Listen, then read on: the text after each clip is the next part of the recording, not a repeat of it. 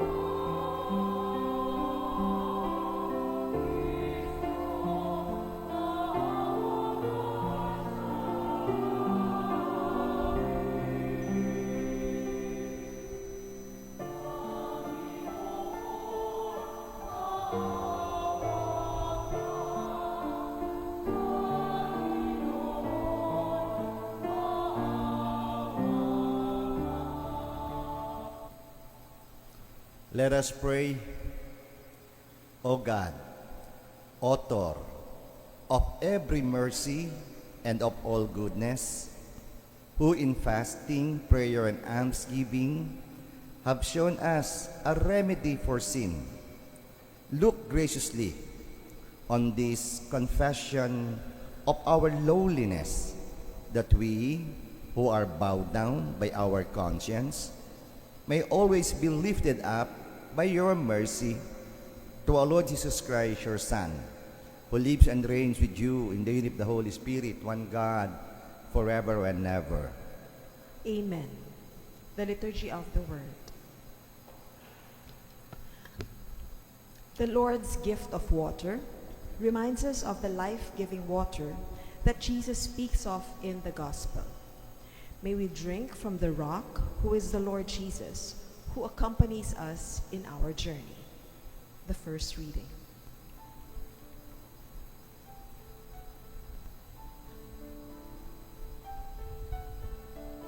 A reading from the book of Exodus. In those days, in their thirst for water, the people grumbled against Moses, saying, "Why did you ever make us leave Egypt? Was it just to have us die here of thirst with our children and our livestock?" So Moses cried out to the Lord, "What shall I do with this people? A little more and they will stone me." The Lord answered Moses, "Go over there in front of the people, along with some of the elders of Israel, holding in your hand as you go the staff with which you struck the river. I will be standing there in front of you on the rock in Horeb.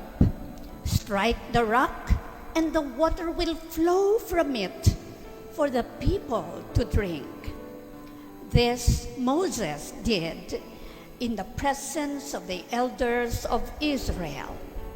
The place was called Massah and Meribah, because the Israelites quarreled there and tested the Lord, saying, "Is the Lord in our midst or not?" The word of the Lord. Thanks be to God. If today you hear his voice, harden not your hearts. Let us repeat. If today you hear his voice, harden not your hearts. Come, let us sing joyfully to the Lord. Let us acclaim the rock of our salvation. Let us come into his presence with thanksgiving. Let us joyfully sing psalms to him. If today you hear his voice, harden not your hearts. Come, let us bow down in worship. Let us kneel before the Lord who made us, for he is our God, and we are the people his shepherds, the flock he guides. If today you hear his voice, harden not your hearts. Oh, that today you would hear his voice. Harden not your hearts as at Meribah, as in the day of Massah in the desert, where your fathers tempted me. They tested me, though they had seen my works. If today you hear his voice, harden not your hearts. God pours water into our hearts, what we thirst for: faith, hope, love, and the Spirit, the giver of life. These are given to us through Jesus Christ our Lord. The second reading. A reading from the letter of St. Paul to the Romans. Brothers and sisters, since we have been justified by faith, we have peace with God through our Lord Jesus Christ, through whom we have gained access by faith to this grace in which we stand, and we boast in hope of the glory of God. And hope does not disappoint, because the love of God has been poured out into our hearts through the Holy Spirit who has been given to us. For Christ, while we were still helpless, died at the appointed time for the ungodly. Indeed, only with difficulty does one die for a just person, though perhaps but a good person might even find courage to die. But God proves His love for us, in that while we were still sinners, Christ died for us. The word of the Lord. Thanks be to God. We now honor the Holy Gospel.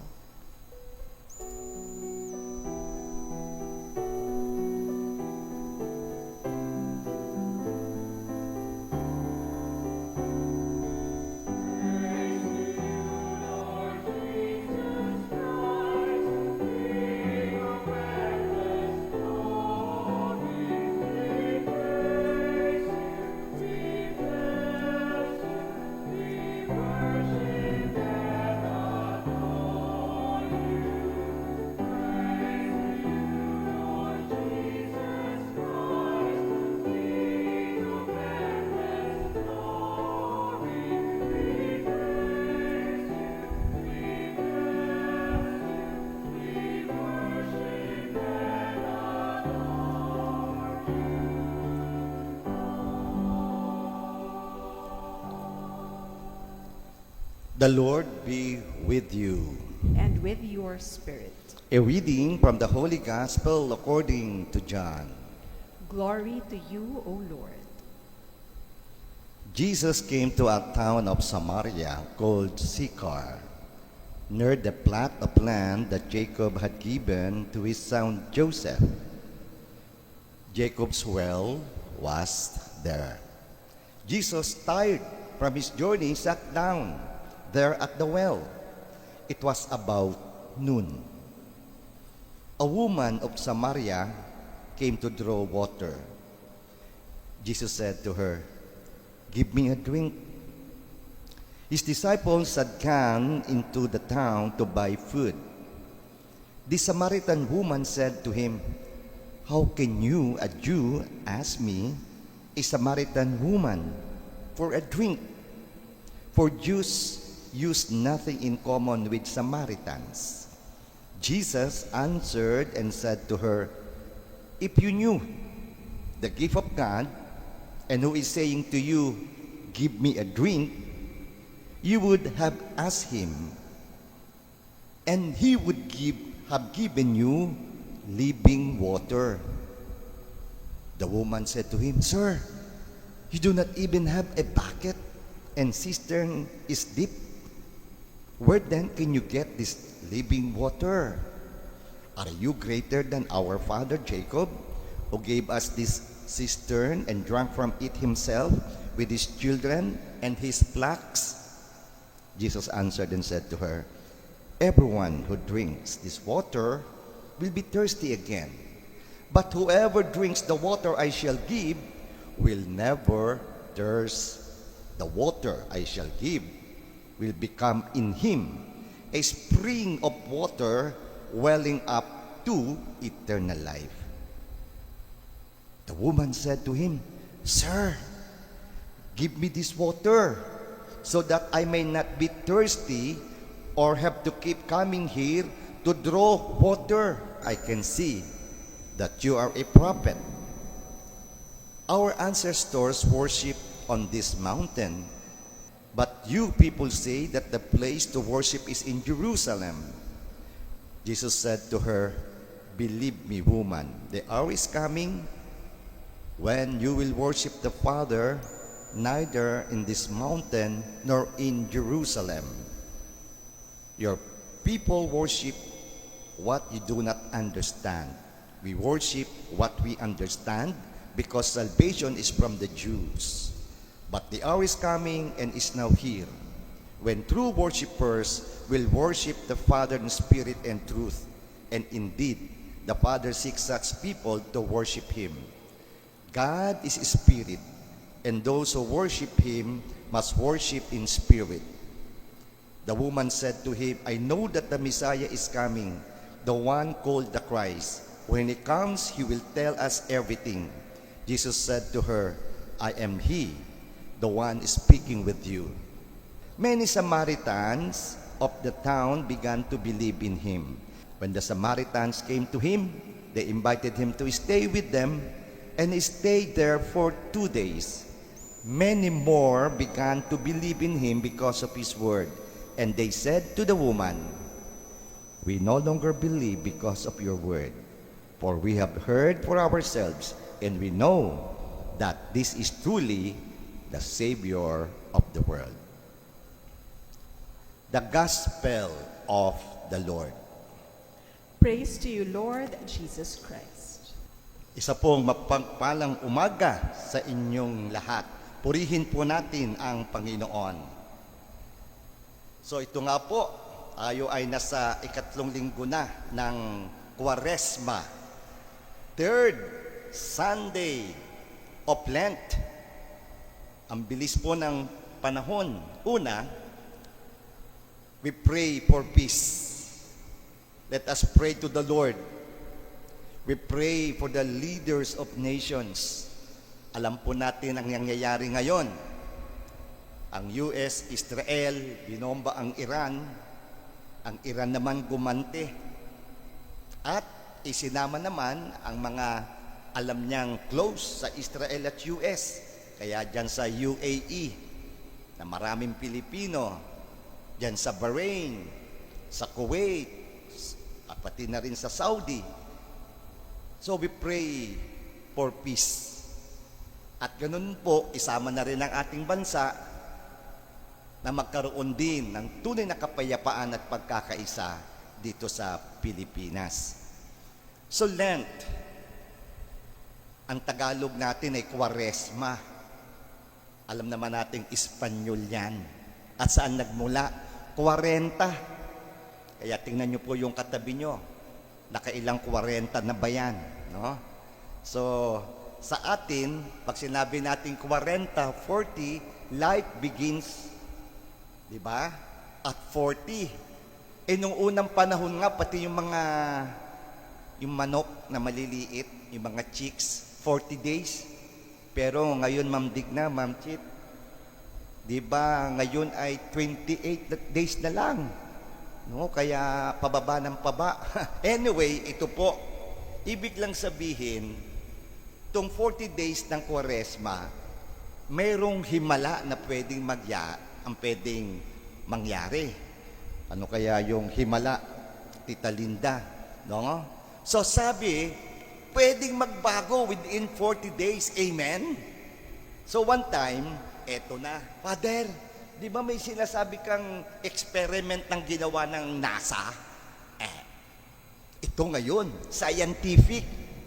Pwede magbago ng 40. Aba, talaga mapipilitang ibahago ka uli ito. Siguro, yan si Sister Faith, ilang beses niya na itong napakinggan. Yung scientific research ng NASA, ng National Aeronautics and Space Administration. Bago sila magpadala ng astronaut sa outer space, they had a training. Kaya lang, kung titinan kasi natin yung outer space, di ba, zero gravity yan, no stability, in constant motion. Papaano kung nandun ka sa rocket, ay di pagulong-gulong yun, hindi mahihilo ka. Yan ang mangyayari doon. So anong nangyari ngayon? Eto ang nangyari. They were asked to wear goggles with convex lens. Yung goggles, yung malaking maskara na salamin. At yung convex lens, magiging baliktad yung tingin mo. Kaya anong nangyari? Aba, suot-suot nila yon 24/7. Halimbawa, sinong may salamin dyan? Ayan si Ma'am Chit din. No? Pag nilagyan ka ng convex lens, Yung nakatayo, pag sinuot mo yon, ano na? Baliktad. Ang tawag diyan, upside down. So with convex lenses, they see upside down. Bakit? Kasi yun nga ang training. Paikot-ikot yung kanilang racket, ay di mahihilo ka talaga. Kaya lang po, mayroong misteryo na nangyari. Something mysterious happened. After 28 days, one astronaut was jumping for joy, tuwang-tuwa. Bakit? Aba, maski siya ay nakasuot ng kanyang goggles with convex lenses, ang kanyang naranasan, nakatayo, upside down. Ibig sabihin, hindi na baliktad. Nagkaroon ng tinatawag ngayong brain rewiring.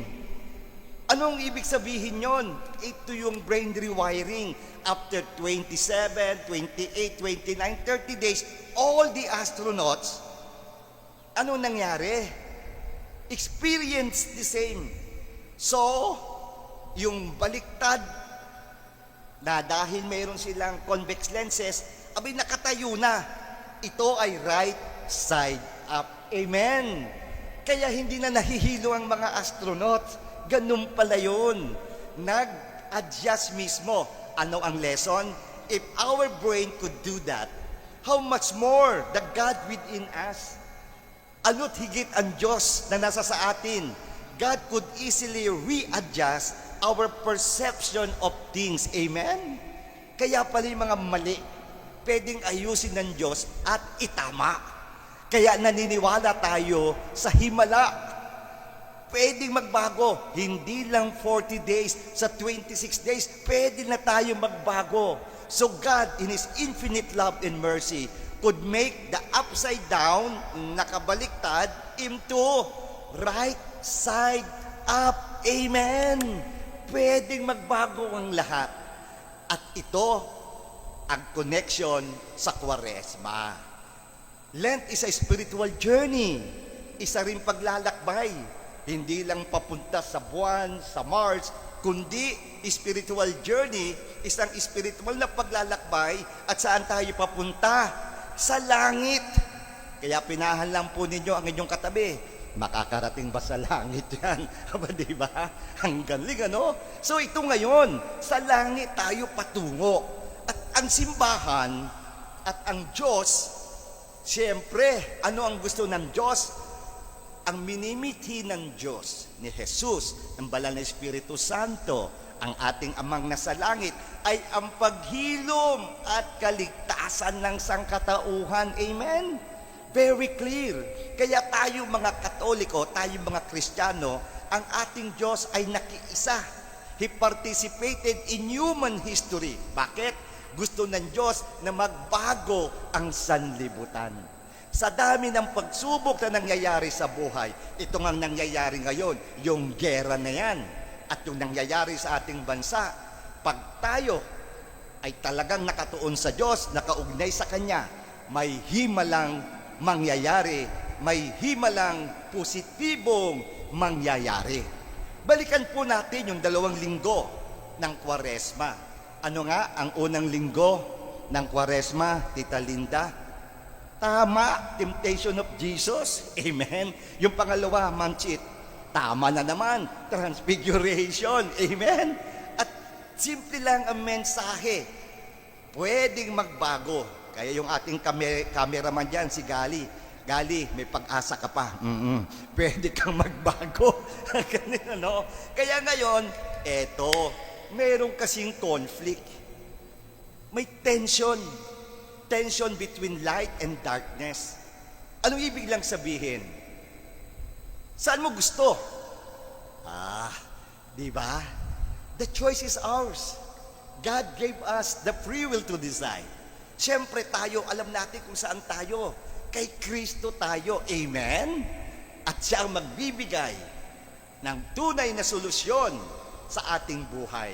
Kaya nga yung unang linggo ng Kwaresma ay patungkol sa tukso. Tinukso si Jesus ni Taning.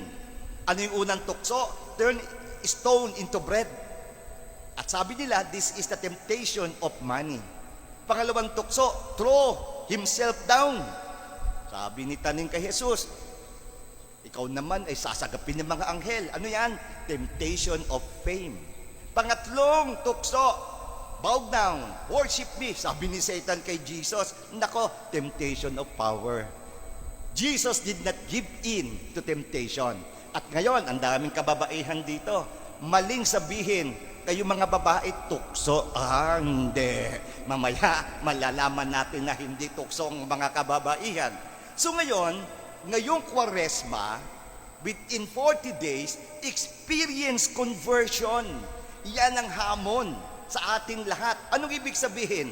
Aba, pag na-convert ka, yung unang tukso, magiging biyaya of the flesh. Anong ibig sabihin? Hindi yung perang tukso. Ano yan? It will become holy money. Ang galing, ano? Banal na material. Ipapakita natin sino ang gumawa niyan. Pangalawa, yung tukso. Ikalawang tukso ay magiging biyaya ng mata. Anong ibig sabihin? It will become holy fame. At pangatlo, yung pangatlong tukso, pag nagkaroon conversion, ang mangyayari diyan ay biyaya ng buhay. Ito ang holy power. Kaya yung mga tukso, naging biyaya. At sino ang nagpakita ng mga biyayang ito? The models of blessings. Una, Chuck Finney. Siya ang isa sa mga founder ng duty free shop. At tignan mo yung katabi niya, magaling mag-shopping yan. Nako, pag yan, yung isa sa founder niya, yan si Chuck Finney. At age 50, he was converted. He was not even identified to any traditional religion. Ang ginawa niya, secretly, yung kumikita siya, nagtatrabaho siya, hindi pang sarili, ibinibigay niya sa mga foundation. Anong nangyari? He's an American, Irish American. Walang itinira sa mga anak. Ang relyo niya, bilyonaryo, $15. Hindi bumili ng mansyon, nakatira sa apartment.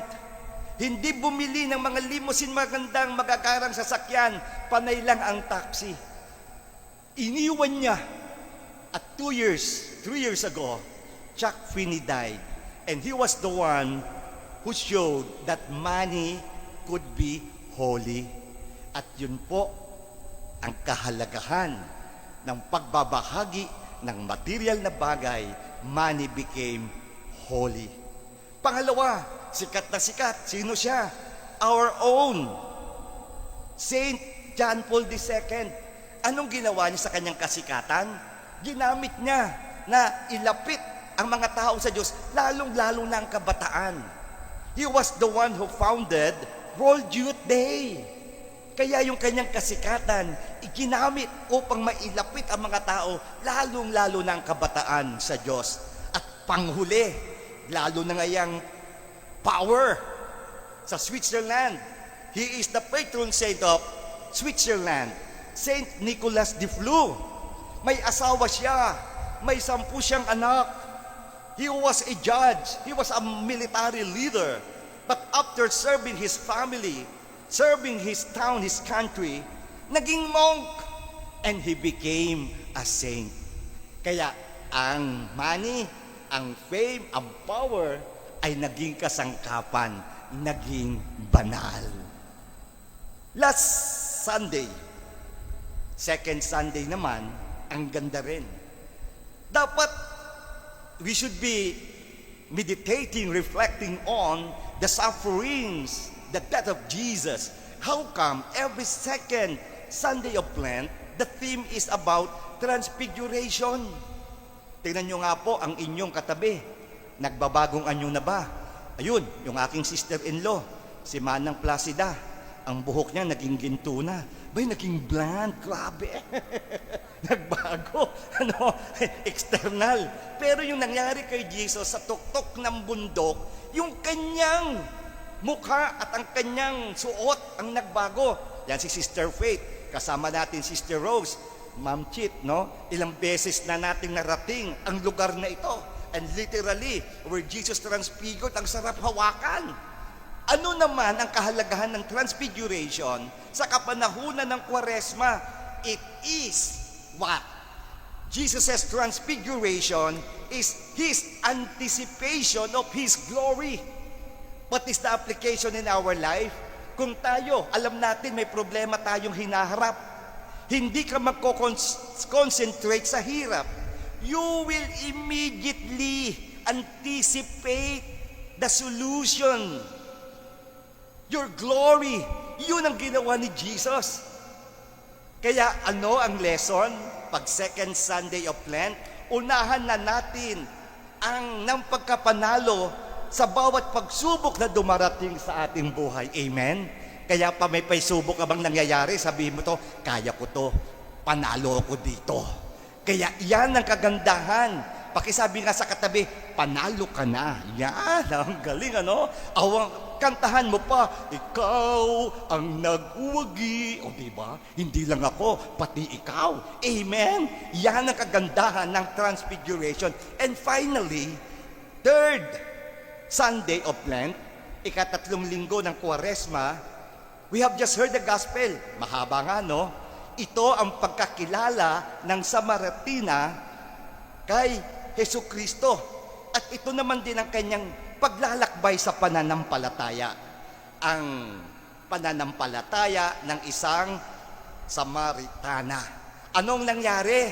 Aba nung una, nung humingi si Jesus ng tubig at nandun siya para mag-igib ng tubig, sabi niya, ikaw ay Hudyo. Maya-maya, nagpaliwanag si Jesus, ang iinom dito, mauuhaw uli. Sir, tinawag niyang Sir. Nung sinabi ni Jesus, mamaya ipapakita natin, ang tubig na ibibigay ko ay magiging isang bukal. Isa kang propeta. At sabi niya, may Misaya. At si Jesus na mismo ang nagsabi, ako yon. So ngayon, nung makilala niya si Jesus bilang Misaya, at ito na nga ang sinabi ni Jesus sa kanya, ang sino mang uminom ng tubig na ibibigay ko ay hindi na mauuhaw kailanman. Ang tubig na ibibigay ko ay magiging isang bukal sa loob niya na bubukal tungo sa buhay na walang hanggan. Pakisabi sa katabi, my forever.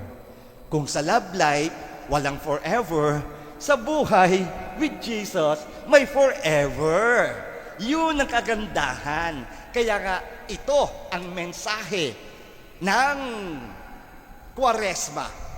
And finally, knowing our Savior, Jesus passed over.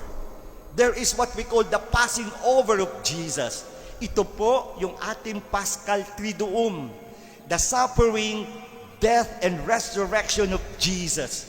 He is our Messiah. 2,000 plus years ago, Jesus already saved us. Kaya nga, third Sunday of Lent. Next Sunday, Letare, rejoice. Fifth Sunday, and then Palm Sunday, March 29.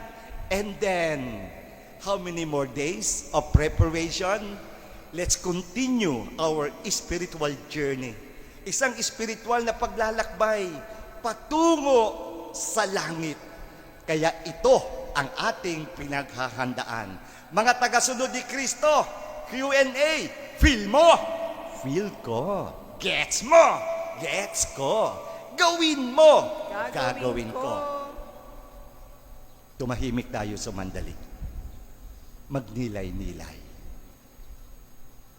Patungo sa pagbabago. Amen. Tayo po'y tumayo. We rise as we now profess our faith and say, I believe in one God. The Father Almighty, creator of heaven and earth, and in Jesus Christ, his only Son, our Lord, who was conceived by the Holy Spirit, born of the Virgin Mary, suffered under Pontius Pilate, was crucified, died, and was buried. He descended into hell. On the third day, he rose again from the dead. He ascended into heaven and is seated at the right hand of God, the Father Almighty. From there, he will come to judge the living and the dead. I believe in the Holy Spirit, the Holy Catholic Church, the communion of the saints, the forgiveness of sins, the resurrection of the body, and life everlasting. Amen. Sisters and brothers, the Lord is truly our Savior. Let us then ask the Father to give us the living water. that we may never thirst again. As we say, Father, quench our thirst with living water. Help our church leaders become channels of your living water in their ministry and service to the flock under their care. We pray. Father, quench our thirst with living water. Quench the inner longings of our national and local leaders, that they may become honest, selfless, and compassionate in both their public and private life. We pray. Father, quench our thirst with living water. May all families draw life and love from the Holy Spirit, the source of living water, so that parents, siblings, and kin may become means of your forgiveness and reconciliation. We pray. Father, quench our thirst with living water. May those who seek happiness and fulfillment in the pleasures of the world offers realize that only in you will their hearts find rest. We pray. Father, quench our thirst with living water. Give us rain to make our lands fertile and support our communities with steady supply of water we need, especially in dry season. We pray. Father, quench our thirst with living water. For all missionaries who have left home, country, and family to proclaim the gospel to all nations, may the Lord protect them from all dangers, strengthen them in their loneliness, give joy to their communities, and fulfillment in their apostolate. May the Lord reward them in this life and in the life to come for their sacrifice and generosity for the kingdom. We pray. Father, quench our thirst with living water. Let us pray for the urgent concerns of our community, those who are asking for our prayers, and for our personal intentions.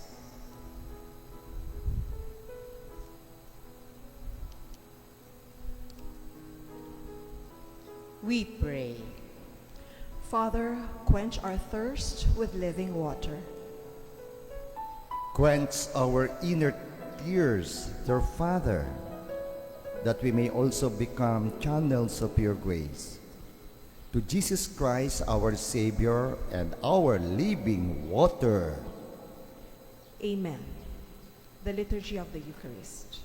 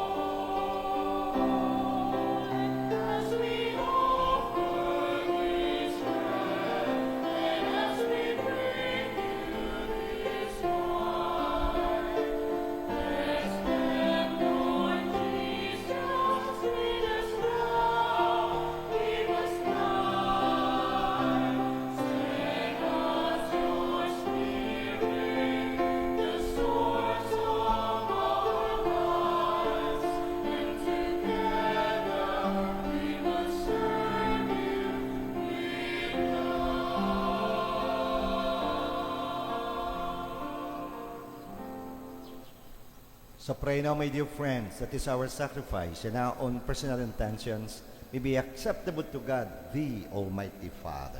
May the Lord accept the sacrifice at your hands for the praise and glory of his name, for our good and the good of all his holy church.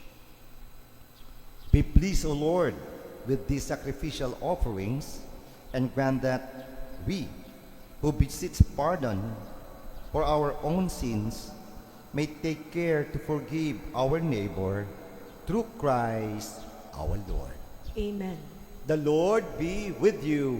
And with your spirit, Lift up your hearts. we lift them up to the Lord. Let us give thanks to the Lord our God. It is right and just. It is truly right and just, our duty and salvation, always and everywhere to give you thanks, Lord, Holy Father, Almighty and eternal God, through Christ our Lord. For when he asked the Samaritan woman for water to drink, he had already created the gift of faith within her, and so ardently did he thirst for her faith, that he kindled in her the fire of divine love.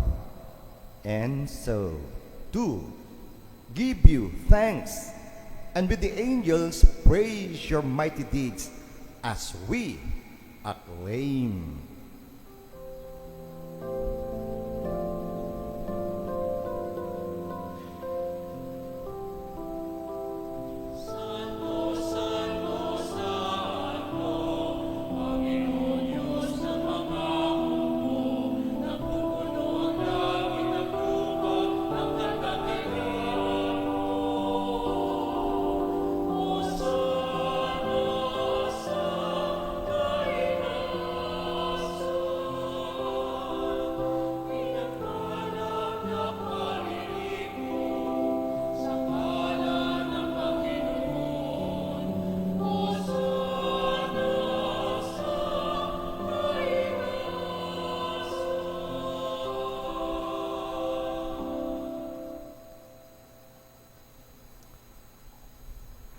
You are indeed holy, O Lord, the fount of all holiness.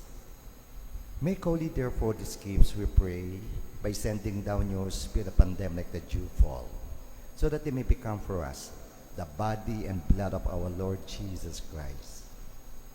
At that time he was betrayed and entered willingly into his passion.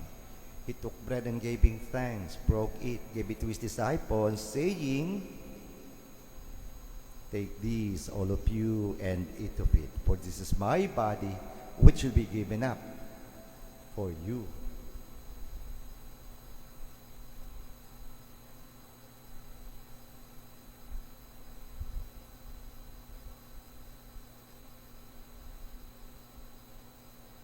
In a similar way, when supper was ended, he took the chalice, and once more giving thanks, he gave it to his disciples, saying, "Take these, all of you, and drink from it, for this is the chalice of my blood, the blood of the new and eternal covenant, which be poured out for you and for many for the forgiveness of sins. Do this in memory of me."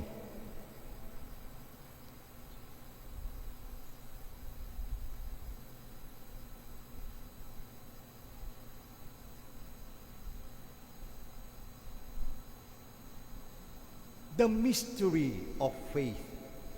We proclaim your death, O Lord, and profess your resurrection until you come again. Therefore, as we celebrate the memorial of his death and resurrection, we offer you, Lord, the bread of life and the chalice of salvation, giving thanks that you have held us worthy to be in your presence and minister to you. Humbly we pray that partaking of the body and blood of Christ we be gathered into one by the Holy Spirit. Remember, Lord, your church spread throughout the world and bring her to the fullness of charity, together with Leo, our Pope, Elias, our Bishop, and all the clergy, the religious, your entire people. Remember also your servants, Juliana and Romulo Senior Gomez, whom you have called from this world to yourself. Grant that they, who were united with your Son in a death like his, may also be one with him in his resurrection. Remember also our sisters and brothers who have fallen asleep in the hope of the resurrection, and all who have died in your mercy. Welcome them into the light of your face. Have mercy on us, O Lord, we pray, that with the Blessed Virgin Mary, Mother of God, with the blessed apostles and all the saints and Arnold Janssens and Joseph Reynadimets, the SBD martyrs, and all your saints who have pleased you throughout the ages, we may merit to be co-heirs to eternal life, and may praise and glorify you to your Son, Jesus Christ. Through him and with him and in him, O God, Almighty Father, in the unity of the Holy Spirit, all glory and honor is yours, forever and ever.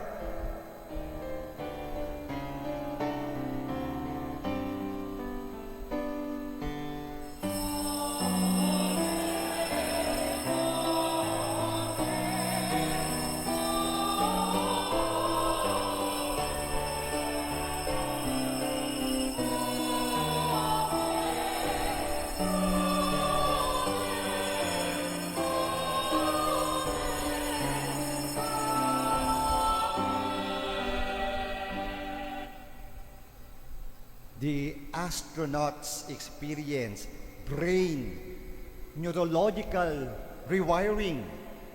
For us, the followers of Jesus, we could also have the spiritual rewiring. Tayo ay magbabago, nakaisa, nakaugnay sa Diyos. Kaya ngayon, awitin natin ang dasal na tinuro sa atin ng ating Panginoong Hesus Kristo.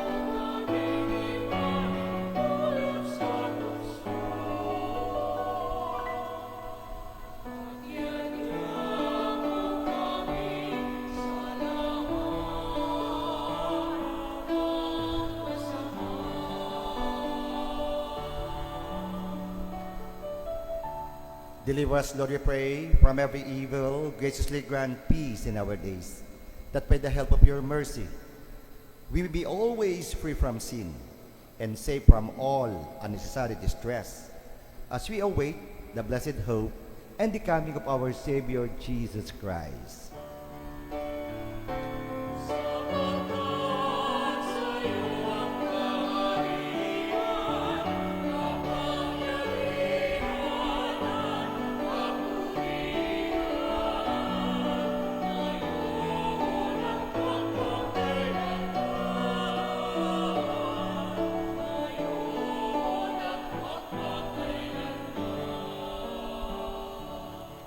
Lord Jesus Christ, who said to your apostles, "Peace I leave you, my peace I give you." Lord, look not on our sins, but look on the faith of your church, and graciously grant her peace in unity, in accordance with your will, who live and reign forever and ever. Amen. The peace of the Lord be with you always. and with your spirit. With Jesus, the Holy Spirit, God the Father, the Blessed Trinity in us, ibahagi po natin ang ating pinakamatamis ng ngiti bilang sagisag ng kapayapaan sa isa't isa. Peace be with you.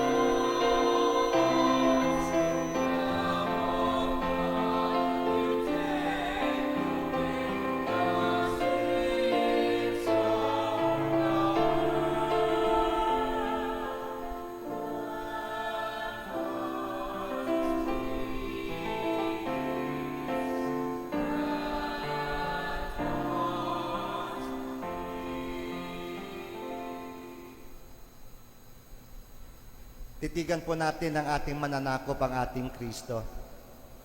Look at our Savior, our Redeemer, our Lord Jesus Christ, the Divine Word, our Christ the King, our Emmanuel. God is with us. The Lamb of God who takes away the sins of the world, happy are those who are called to His supper. Lord, I am not worthy that you should enter under my roof, but only say the word, and my soul shall be healed. May the body and blood of Christ bring us to life everlasting. Amen.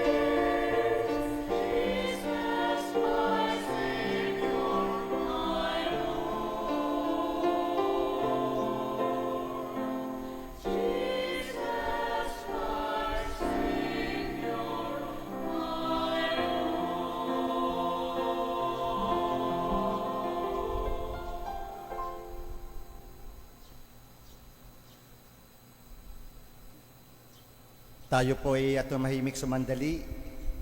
Ati pong isama sa ating panalangin ang mga kapatid nating nangangailangan ng paghilom, ang mga biktima po ng gera na nangyayari sa Israel, Iran at sa Middle East, at ganoon din ang mga biktima ng karahasan at lahat ng mga nasa ospital, nasa tahanan, nangangailangan ng paghilom.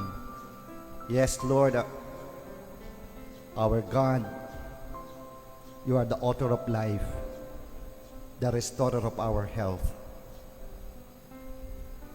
Lord, touch each one of them.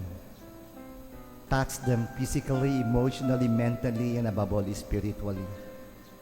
At sa mga kasama natin ngayon sa Healing Eucharist, tanggapin ninyo ang paghilom mula sa ating Kristo, sa Diyos Ama, sa banal na Espiritu Santo. Command all the cells and systems of their bodies to function well, O Lord. Hilumin mo kami upang kami ay makapagsilbi sa iyo. Yes, Lord. We trust in you. We believe in you. And we ask all this from the most powerful name of our Savior, our Lord Jesus Christ.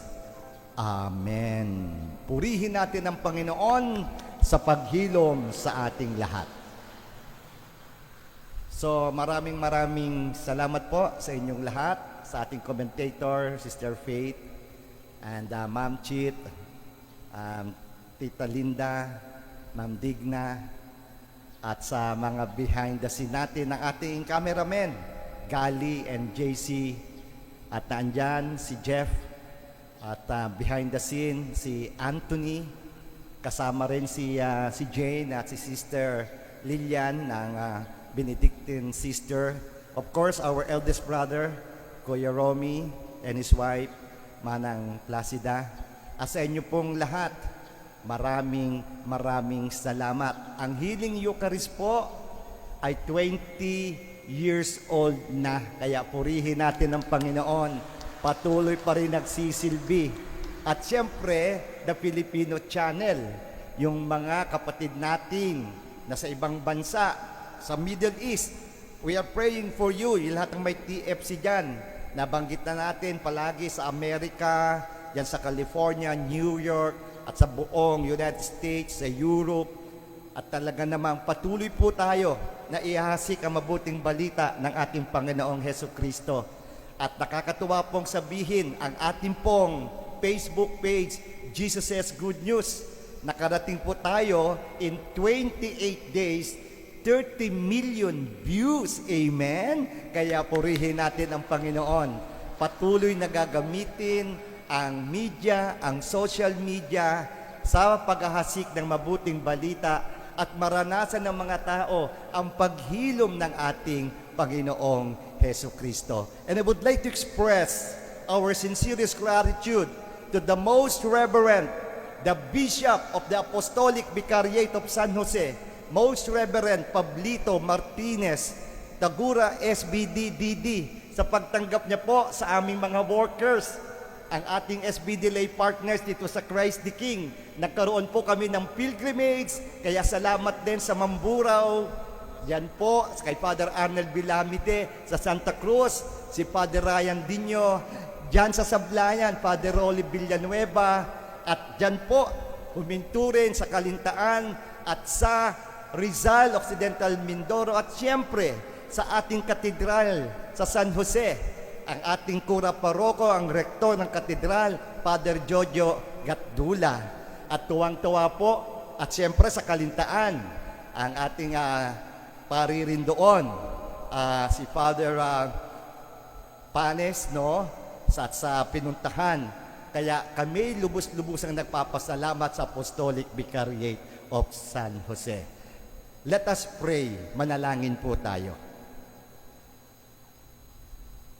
As we receive the pledge of things yet hidden in heaven and are nourished while still on earth with the bread that comes from on high, we humbly entreat you, O Lord, that what is being brought about in us in mystery may come to true completion through Christ our Lord. Amen. The Lord be with you. And with your spirit. Bow down for the blessing. Direct, O Lord, we pray, the hearts of your faithful, and in your kindness, grant your servants this grace, that abiding in the love of you and their neighbor, they may fulfill the whole of your commands, through Christ our Lord. Amen. And may the blessing of Almighty God, the Father, the Son, and the Holy Spirit come down on you and remain with you forever. Amen.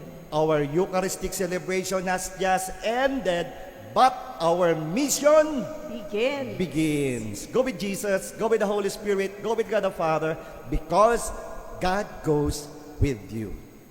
Thanks be to God.